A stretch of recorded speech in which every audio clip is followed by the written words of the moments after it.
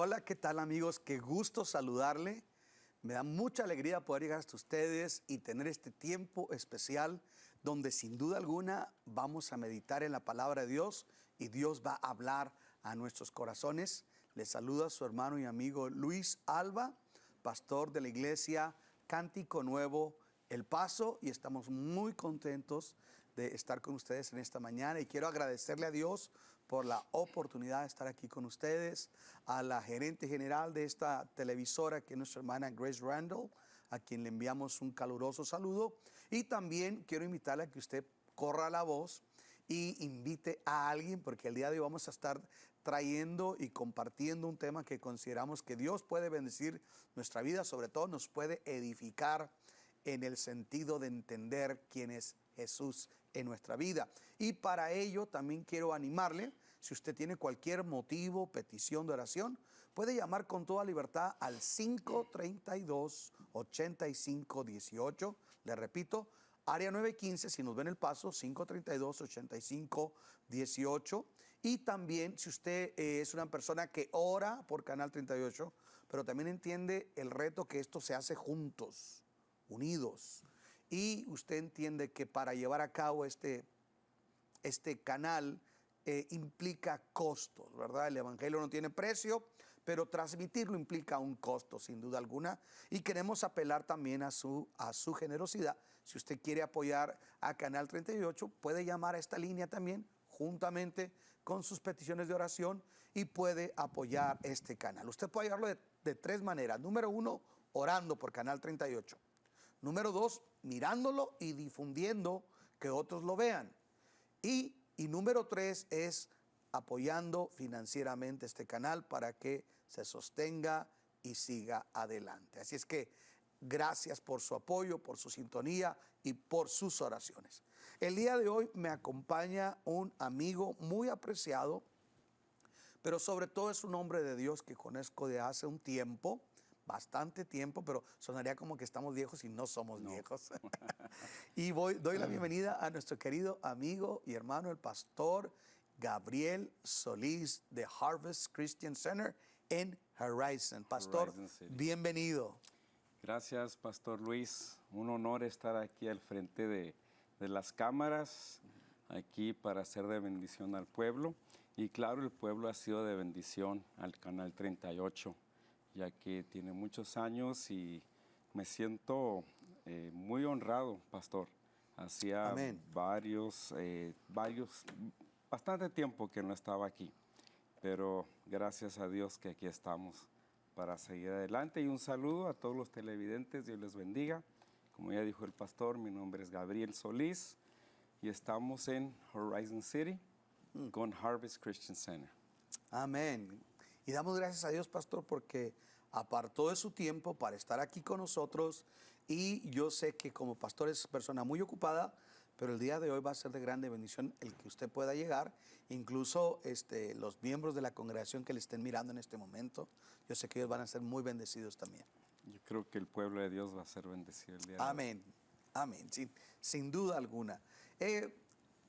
Como de forma introductoria, el día de hoy queremos tratar un tema donde nosotros queremos enfocarnos, podríamos titularlo de forma especial, Victoria en tu Cesarea, pero más bien tiene que ver con cómo el Señor quiere que nosotros seamos victoriosos en esas áreas, en esas circunstancias, llámese regiones, donde nosotros sentimos que no tenemos el control y pareciera que Dios se desdibuja en esos lugares. Tal vez usted el día de hoy está enfrentando alguna situación donde dice, bueno, estoy venciendo en esta área, estoy venciendo tal vez en esta otra, pero siento que en esta otra área de mi vida no puedo cambiar. Hay gente que evito, hay escenarios que evito porque me siento vulnerable o no me siento listo para confrontarlos. Hay todo tipo de escenarios que nosotros podemos enfrentar. Hay escenarios que tienen que ver con circunstancias, es decir, cosas que ocurren, y hay escenarios que son lugares que no nos son cómodos, y que implican un reto y un desafío por nosotros. Por ejemplo, hablar de un escenario de circunstancias, podemos pensar en un diagnóstico médico nada alentador. Podemos pensar en las circunstancias también de pasar una desilusión amorosa o tal vez un problema económico, has perdido horas de trabajo o has perdido tu trabajo o tal vez estás pasando en una situación donde es un escenario que no querías enfrentar, pero al final del día lo estás atravesando en cuanto a un escenario de carácter de circunstancias adversas. Pero están también, pastor, los escenarios que son territorios, que son lugares, áreas, donde nosotros no nos sentimos ni celebrados ni Dios es celebrado. Y son lugares que nosotros tratamos de evitar. Tal vez es algún momento con algunos miembros de la familia en cierto lugar donde no son creyentes y el tema no es para nada Dios, la piedad. O pensar también, ¿por qué no? Pensar en jóvenes que ahorita están en colegio, en la universidad, y tal vez estás en la clase de filosofía donde el maestro caricaturiza la fe cristiana, la inspiración de la Biblia o la misma persona de Jesús cuestionándolo en su divinidad. O tal vez en un área donde hay mucha apatía, animadversión, oposición a la fe cristiana.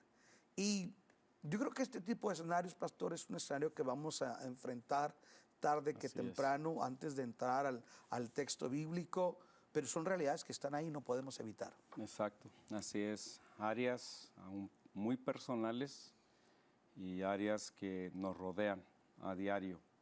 Y este tema está excelente y vamos a la lectura. Bueno, el tema que estamos desarrollando hemos titulado Victoria en tu Cesarea de Filipos, y tiene que ver con aquel relato del Evangelio que, aunque aparece en los Evangelios sinópticos, Mateo, Marcos, Lucas y Juan, sin embargo, la manera en que Mateo lo presenta, dado que Mateo está enfocado hacia demostrarle a los judíos que Jesús es el Mesías, creo que esta enseñanza cobra una relevancia muy especial. Leemos en Mateo capítulo 16, si usted gusta seguirnos también, Mateo capítulo 16, versículo 13. Y dice de la siguiente manera: cuando llegó a la región de Cesarea de Filipo, Jesús preguntó a sus discípulos: ¿quién dice la gente que es el Hijo del Hombre? Le respondieron: unos dicen que es Juan el Bautista, otros dicen que Elías y otros que Jeremías o uno de los profetas. Y Jesús les pregunta ahora a ellos una pregunta diferente: ¿y ustedes quién dicen que soy yo? ¿Quién soy yo para ustedes?, le dice Jesús a sus discípulos. Y la respuesta del versículo 16 de Mateo 16 es muy especial. Dice Pedro: tú eres el Cristo, el Hijo del Dios viviente. Dichoso tú, Simón, hijo de Jonás, le dijo Jesús, porque esto no te lo reveló, dice Reina Valera, ni carne ni sangre. La Nueva Versión Internacional dice: no te lo reveló ningún mortal, sino te ha sido revelado por mi Padre que está en el cielo. Yo te digo que tú eres Pedro, y sobre esta piedra edificaré mi iglesia, y las puertas del reino de la muerte no prevalecerán contra ella. Te daré las llaves del reino de los cielos. Todo lo que ates en la tierra quedará atado en el cielo, y todo lo que desates en la tierra quedará desatado en el cielo. Luego le ordenó a sus discípulos que no dijeran a nadie nada, que él era el Cristo. Parece ser que esto fue una revelación en el sentido VIP, ¿no? Sí. Para el grupo extraordinaria. íntimo, para el grupo íntimo de Jesús. Correcto. Pero me llama la atención cómo los evangelistas citan lo que está ocurriendo y dónde está ocurriendo.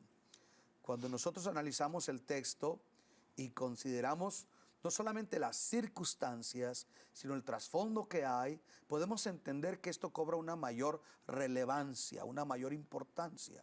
Y aquí ellos, dice la Escritura, que estaban llegando a la región de Cesarea de Filipo, en la provincia romana de Iturea, al noreste de Galilea, al noreste del mar de Galilea también.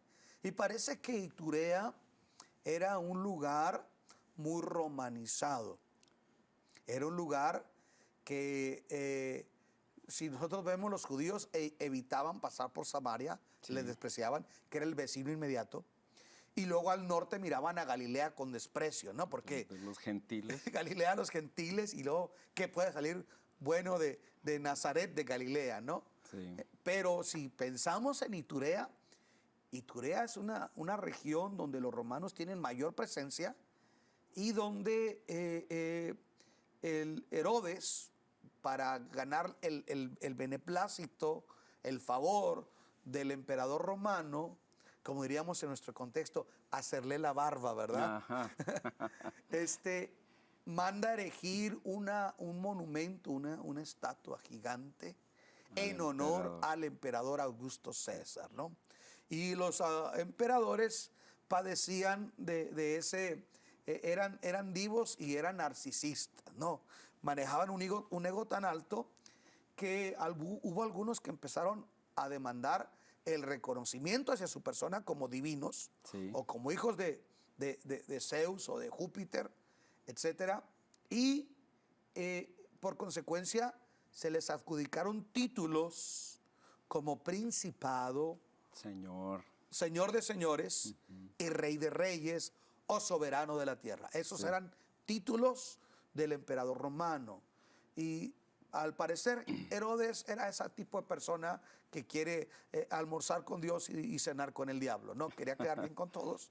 Y tanto él como más posteriormente Felipe el tetrarca, que gobernaba esa provincia, decidieron darle todavía una remozadita y que todo eso llegara a oídos del emperador, porque querían el favor, había Sí. muchas traiciones de ese tipo. Bueno, el punto es que Cesarea de Filipos es un lugar muy paganizado, Totalmente. lleno de ídolos, y dicen algunos que saben de esto, que las dos fuentes que alimentan al Jordán, una estaba ahí. Desciende del monte Hermón. Sí, una estaba ahí.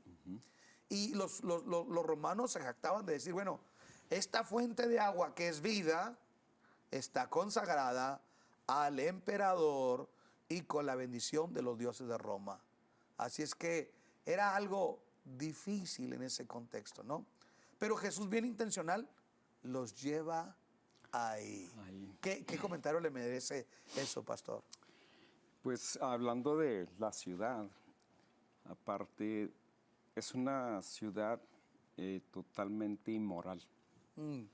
Y que podríamos decir que lo estamos viviendo en nuestros tiempos, Ajá. lamentablemente.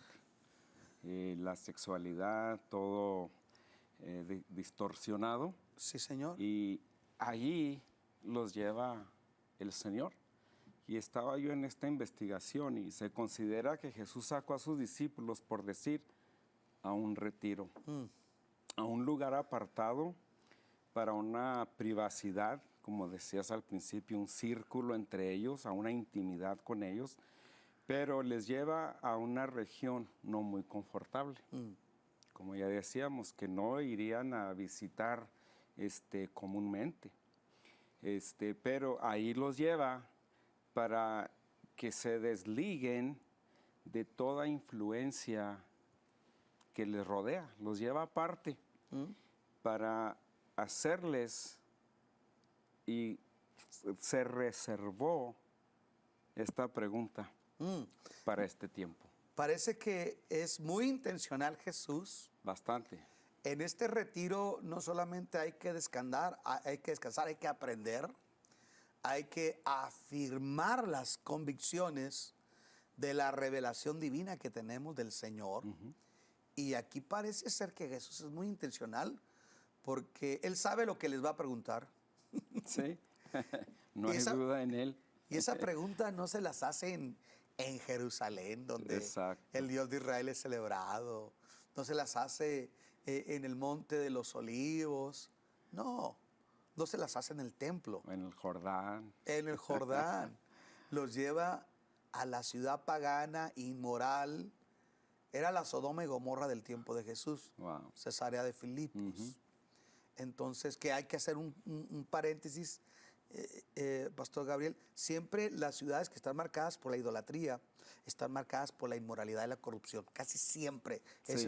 Eso es algo muy común. Hasta el día de hoy. Hasta el día de hoy. Tú puedes ver naciones como la India. Entregadas a la idolatría.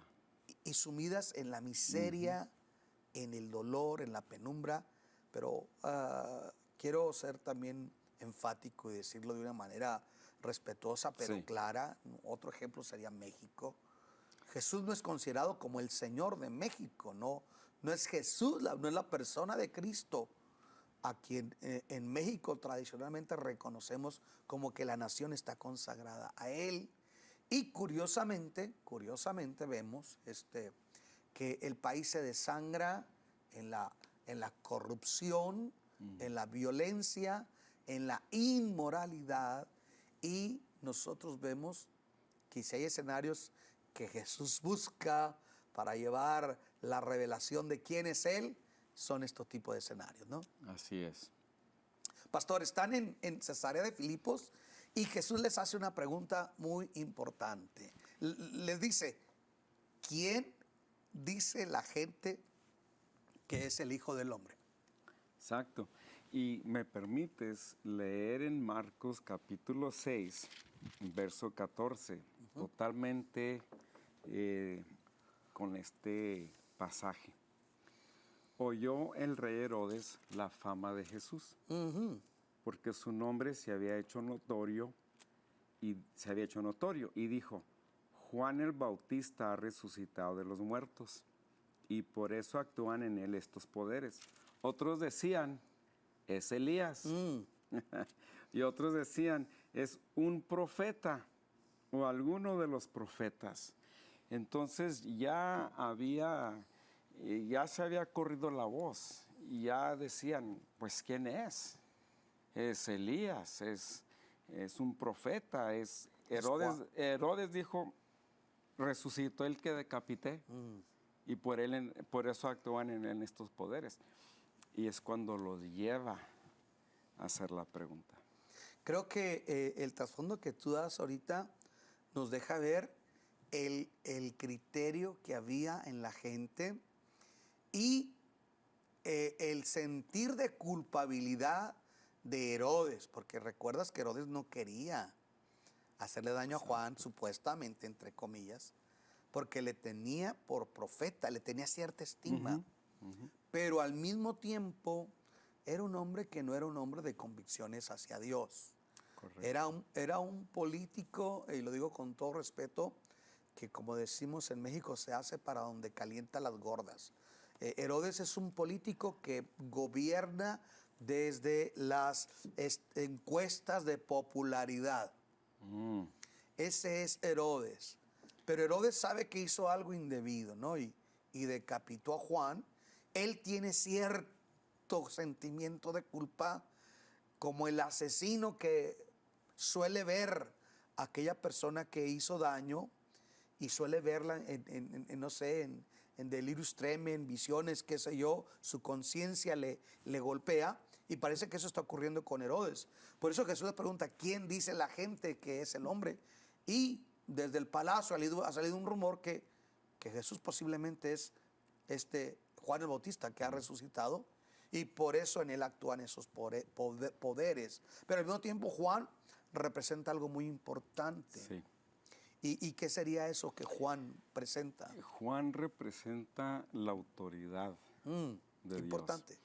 De hecho, estaba estudiando un poquito sobre el nombre que viene del hebreo Yehohanan, que significa fiel a Dios. Fiel a Dios.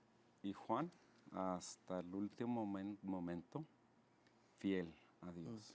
Creo que Juan, como bien lo dice pastor, es la voz de autoridad que habla a un arrepentimiento, es la autoridad que habla a volver a la justicia divina, arrepentíos y den frutos dignos de arrepentimiento. Habla de un fuego que a veces nosotros pentecostales lo hemos asociado mucho con el bautismo del Espíritu Santo, pero este fuego tiene que ver más con la justicia de Dios. Porque Juan está haciendo volver el corazón de los padres hacia los hijos, de los hijos hacia los padres, y hacer que una sociedad se vuelva a Dios. Pero Juan anuncia el reino.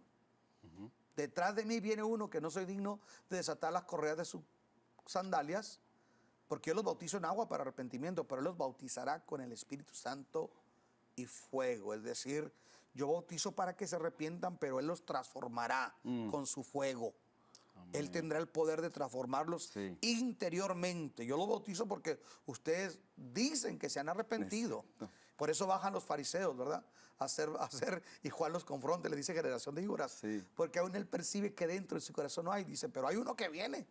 Y ese no transforma de afuera hacia adentro, sino de adentro hacia afuera, con su fuego santo que dijo. Pero, pastor, Juan el Bautista es la autoridad, la voz de justicia, anuncia el reino, pero Jesús es el reino. Jesús es la puerta al reino, entonces trasciende, sobrepasa a Juan. No es Juan. No, no es Juan. Pero hay otro cuestionamiento ahí. Unos dicen que eres Elías. Eres Elías. ¿Por qué le habrán preguntado eso? Volvemos a que se había difundido que era uno de los profetas, quizás. Y Elías significa Jehová es mi Dios. Yahvé, que representa, Elías representa, si hemos visto la vida de Elías, el poder de Dios manifiesto para cerrar los cielos, para abrir los cielos, para descender fuego del cielo. Y Elías representa la victoria de Dios sobre el Baal, sobre aquella cultura. Qué interesante. Entonces, pero aunque el poder de Dios es manifiesto en Elías, dice que consumió el agua y las piedras. Sí, Señor. Y aunque le echaron bastantes veces, quizás 12, no recuerdo, pero aunque representa el poder de Dios, no es. No alcanza todavía. No alcanza. Vemos rasgos muy importantes en Elías porque, como bien lo decías, Gabriel, él es el profeta cuyo nombre revela su ministerio en un momento crucial del pueblo de Israel, en un momento de apostasía donde el pueblo adora a los Baales, a la reina del cielo, a Astarte, las imágenes de Acera, y el pueblo y el reino está volcado a esa apostasía, a ese desvarío. Entonces Dios levanta a este profeta cuyo nombre es el nombre del profeta dice, Jehová es Dios. Esa es la clave, la palabra clave. Jehová, ¿quién es Dios? ¿Baal o el Señor? Pero nosotros vemos algo también que es muy importante, por lo cual tal vez identifican a Jesús con Elías, porque Elías confronta a los profetas de Baal. ¿Sí? Confronta a los profetas de Baal. Cristo confronta a los fariseos, a los saduceos, a los escribas, y con autoridad también confronta la forma pervertida de culto, que es lo que vemos en los fariseos, una perversión al añadir muchos mandamientos de hombres, y Jesús está ahí para confrontarles con la verdad de Dios. Pero, sin embargo, Elías no puede ser Jesús porque Elías decapita, ¿sí? Pero Jesús no decapita al diablo de esa manera. Jesús le aplasta la cabeza, pero él dando su vida en la cruz. Entonces Elías no puede ser Jesús, pero Jesús trasciende, ¿verdad? Elías. Pero llámame atención, pastor, no sé si quieres comentar algo antes de que brinquemos a Jeremías. No, vamos con Jeremías. ¿Qué te parece? ¿Por qué le preguntan que tal vez es Jeremías? Jeremías es otro profeta que lo conocemos como el profeta de las lágrimas, Sí, señor. el profeta llorón. Y haciendo la investigación dice que el nombre viene del hebreo Yirmiyahu, que quiere decir Jehová ha inspirado o Jehová es exaltado. Jeremías anuncia juicio, pero a la vez que anuncia juicio, anuncia también perdón. Y lo vemos en que como quiera no alcanza. Yo creo que está muy, muy presente el hecho de ese Jesús que tiene una compasión por el pueblo de Israel. Dice que cuando los miró, tuvo compasión de ellos porque los miró como ovejas sin pastor.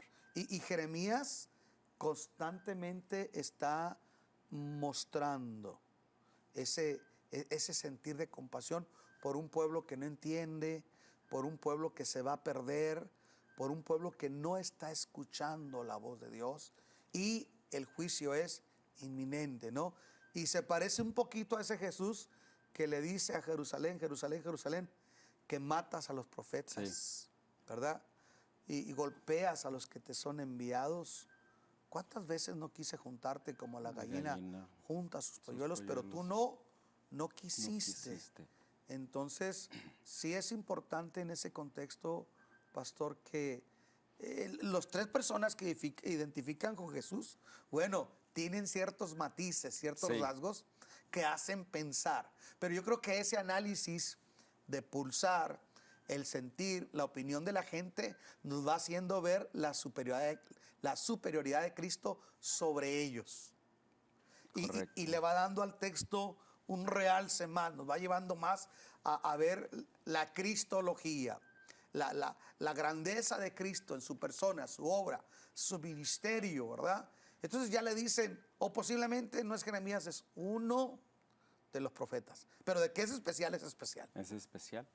Y esto era la pregunta, ¿quién dicen los hombres o las gentes, los rumores que soy yo? Y hemos llegado hasta aquí. Y luego viene la pregunta, ¿verdad?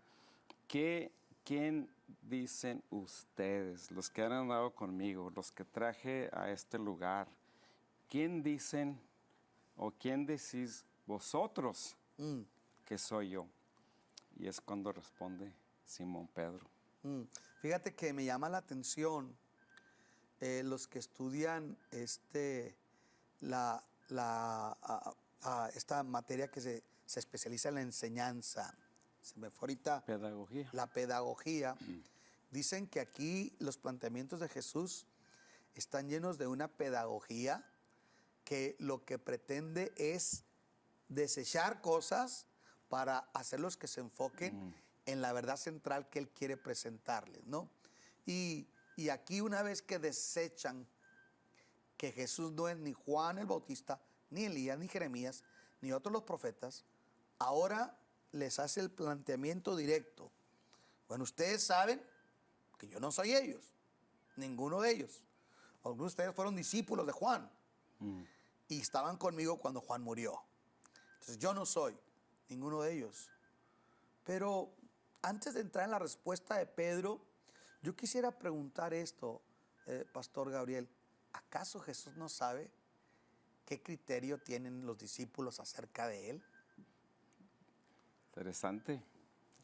¿Acaso Jesús dice que Él no necesitaba que nadie le diera testimonio de nadie? ¿De alguien más?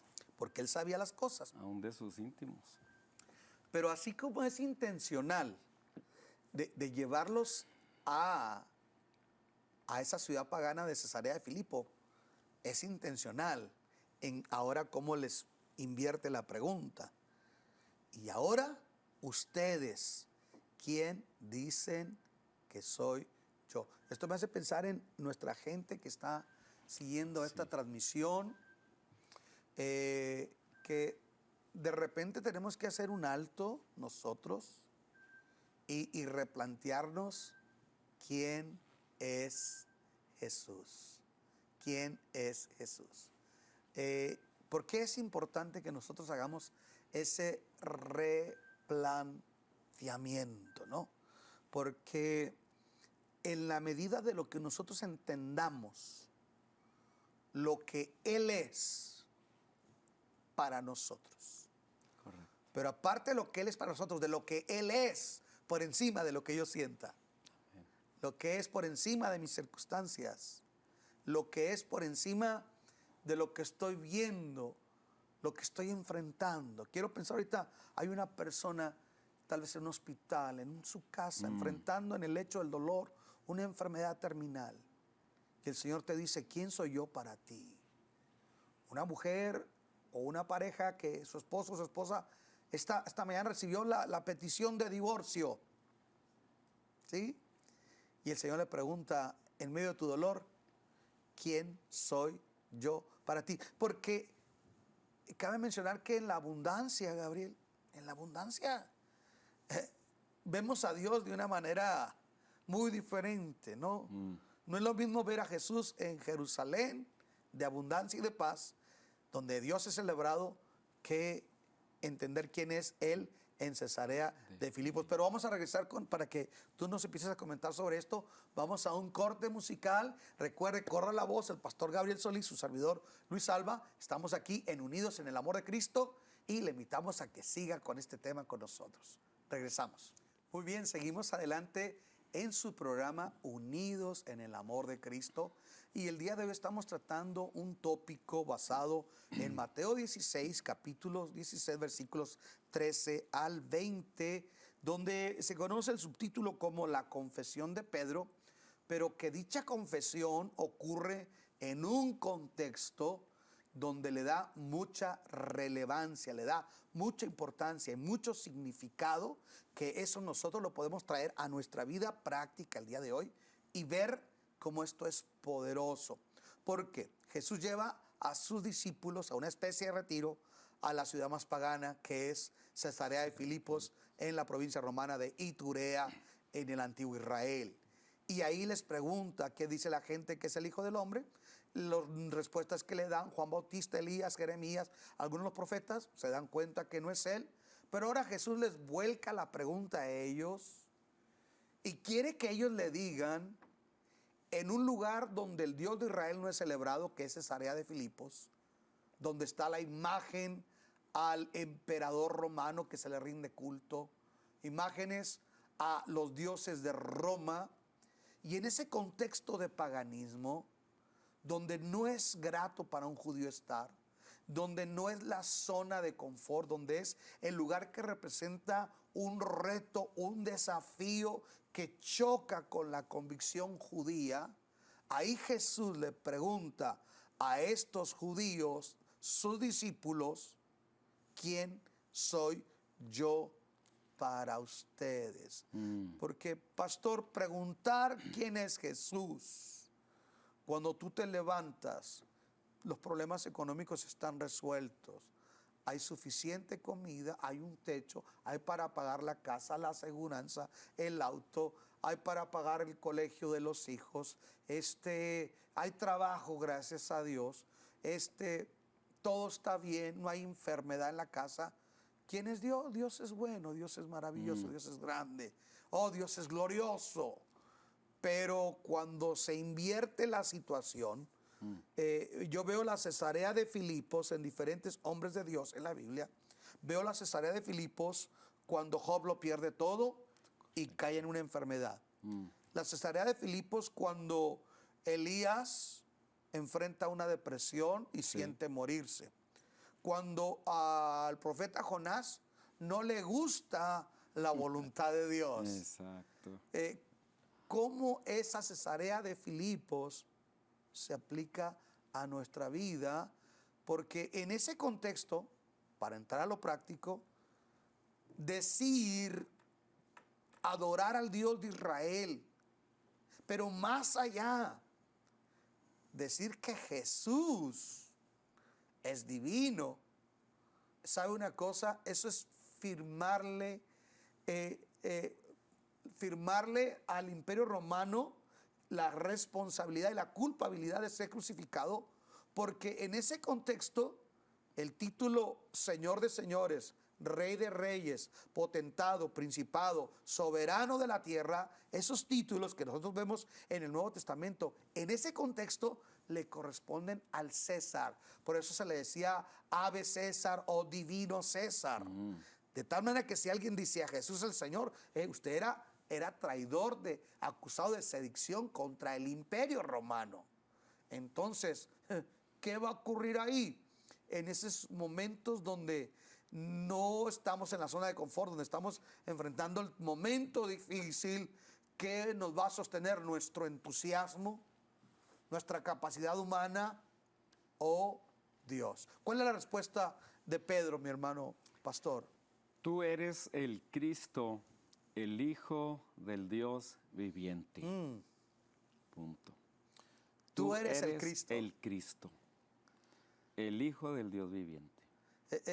Son dos frases en una, ¿no? Sí. Por uno, ¿quién eres tú? Y número dos, ¿de dónde procedes? Tú eres el Cristo. ¿Qué es lo que más anhelaban los judíos en aquel tiempo? Que apareciera el Mesías. Su Mesías, el libertador. Esas ciudades que antes eran de las tribus de Israel, posiblemente era la tribu de Dan, donde hoy se encuentra Cesarea de Filipos, hoy está paganizada. Los judíos son implacables con los israelitas. Ellos anhelan que aparezca el Mesías. Siempre que oran están diciendo en ese contexto, Baruch haba Hashem Adonai. Bendito el que vendrá o el que viene en el nombre del Señor. Y Pedro está haciendo una declaración. Tú eres el Cristo. Ya estás aquí. Ya estás aquí. No estamos esperando, como hasta el día de hoy. Siguen esperando. Ajá. El sector de los judíos, porque tenemos judíos mesiánicos, ¿verdad? Que han aceptado, pero hay un sector que sigue esperando a su Mesías. A su Mesías. Pero me llama la atención a mí ahí, pastor, que lo que está diciendo Pedro, está diciendo, aquí está ya la promesa que Dios hizo a Abraham. Aquí está. Tú eres la continuidad del trono de David, tú eres el hijo de David, tú eres el Mesías. Tú eres la esperanza de Israel, el que ha redimir a Israel del poder del enemigo, en un contexto donde yo decía ahorita, fuera del aire, en pocas palabras, ahí es adorar a Dios en tierra de indios. ¿Qué comentario te merece eso? Pues la verdad, sí, porque recordamos dónde están. Ajá. Y la declaración que hace. Y tuvo que, obviamente, y Jesús se lo dijo, no te lo reveló carne ni sangre, sino mi Padre que está en los cielos. Porque estaban prácticamente, como ya dijiste, Pastor Alba, en tierra de Cesarea de Filipos. Tierra de paganos. En tierra de paganos, donde una declaración así, como ya dijo, era afirmar tu muerte. Pero allí viene la revelación de Dios a Pedro. Tú eres el Cristo. Que ahí se me hace algo muy, muy relevante lo que dice Pedro por revelación divina. Porque número uno está diciendo, tú eres el que va a libertar a Israel. Y eres de procedencia divina. Tú eres el Cristo, y en donde está lleno de dioses paganos, le dice, el Hijo del Dios verdadero, no de estos que están aquí. Sí. Procedencia del Dios verdadero. Eres la esperanza de Israel, procedente del Dios verdadero. Y si podemos dar una aplicación breve, ¿quién es Cristo para nosotros en la adversidad? ¿Quién es Cristo para nosotros en la oposición? ¿Quién es Cristo para nosotros en los tiempos de posmodernos que estamos viviendo, donde el cristianismo está siendo cuestionado, está siendo atacado. Nuestros jóvenes van a las universidades, las facultades de filosofía los atacan, el evolucionismo, la agenda progresista inmoral, la legalización de llamar a la luz tinieblas, a las tinieblas luz, oyendo de una manera práctica no solamente un lugar, sino circunstancias. Usted está enfrentando una enfermedad terminal, le han dicho que tiene cáncer, le han dicho que su matrimonio se va a destruir, que ese hijo no va a cambiar, que tu empresa nunca se va a levantar. La pregunta es, ¿quién es Dios para ti y para mí en semejantes circunstancias?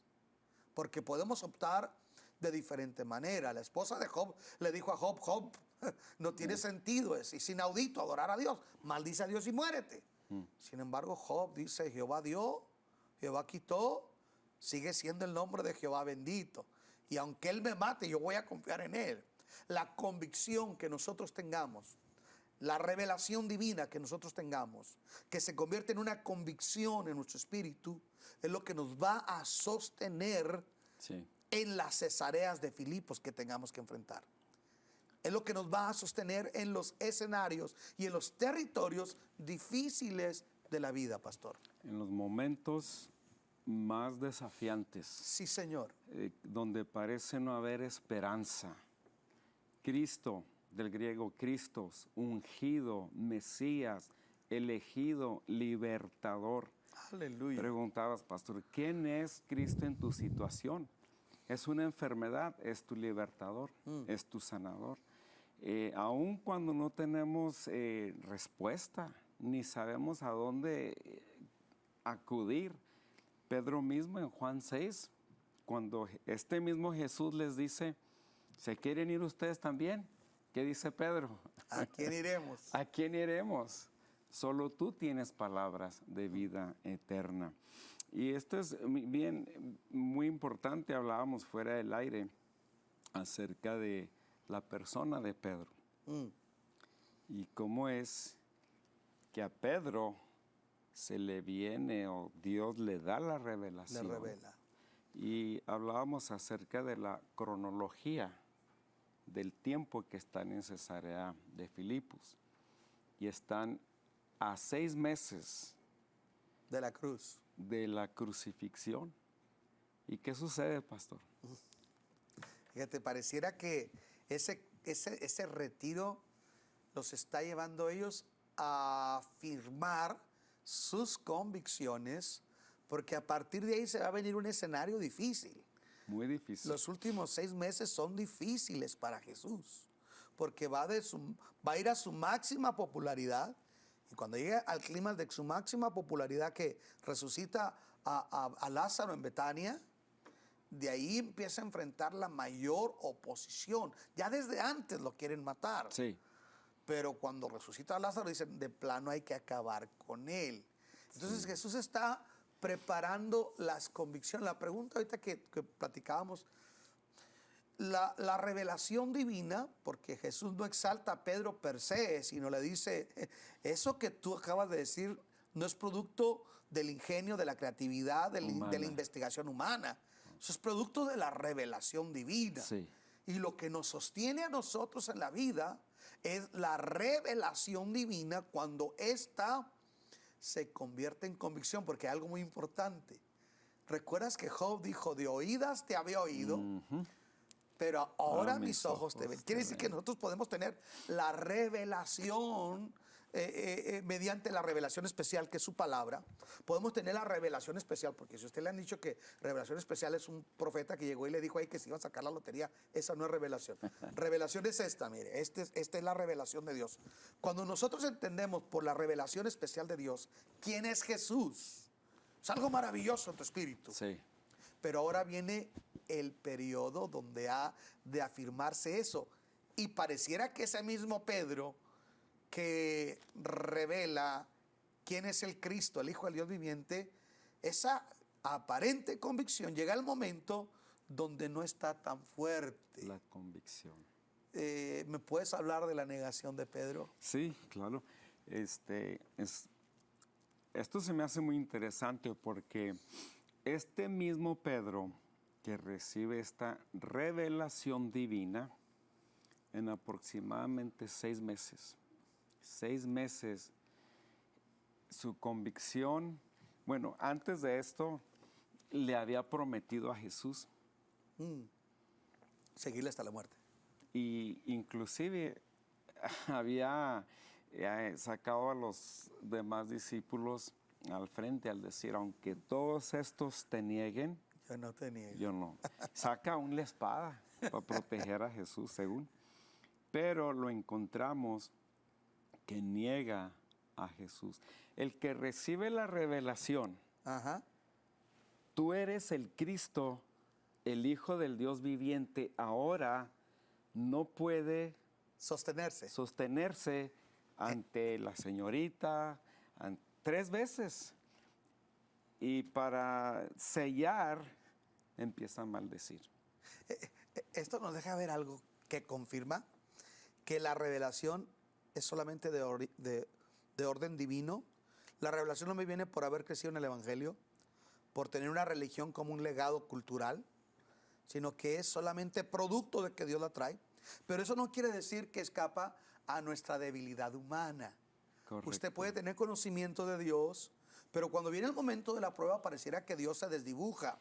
Entonces la verdadera Cesarea de Filipos no es allá en Iturea, es ahí en Jerusalén, cuando Jesús es aprendido y que le están diciendo, oye, tú hablas como él, tú eres Exacto. Galileo.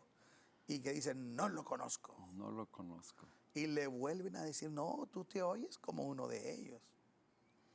¿Verdad? Digo que no lo conozco. ¿Ah? Y por último le dicen, no, yo te miré. Exactamente. Y él dice, maldita sea que no lo conozco.